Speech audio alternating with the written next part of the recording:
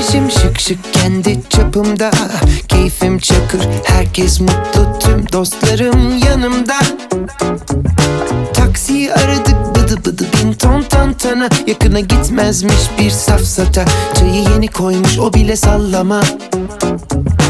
Atladık arabaya, yollandık, İstanbul trafik, darlandık. Vardık sonunda bir mekana. Kapıda koca koca pitbull kıllı tipler, gülmeyi bilmez aynı Hitler.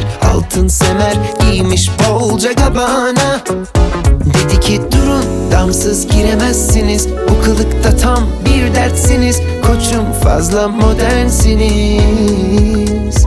Dedi ki durun, damsız giremezsiniz, bu kılıkta tam bir dertsiniz. Koçum fazla modernsiniz.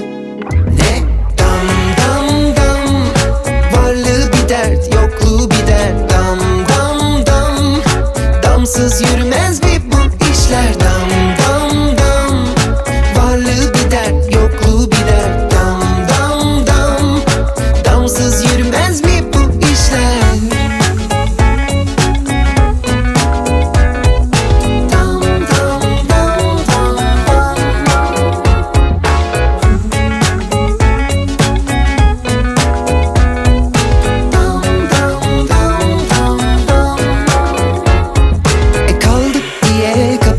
Partiler bitmez İstanbul'da. Düştük yola, tanıdık bildik bir mekana.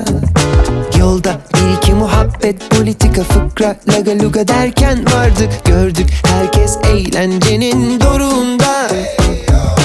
İçkiler alındı, danslar başladı, herkes tam kaynaştı derken bir kız dudağı yapıştı kulağıma. Dedi ki Bora, inanılmaz bir tarzın var, ben de biraz şarkı söylerim. Söylemek isterim istersen buradan sonra. Sabahın 4'ü ne şarkısı, doğru söyle amacın mı farklı? Sadece dans etsek olmaz mı? Sabahın 4'ü ne şarkısı, doğru söyle amacın mı farklı? Sadece dans etsek olmaz mı? Dam dam dam, varlığı bir dert, yokluğu bir dert. Dam dam dam, damsız yürümez mi bu işler? Dam dam dam, varlığı bir dert, yokluğu bir dert. Dam dam dam, damsız yürümez mi bu işler?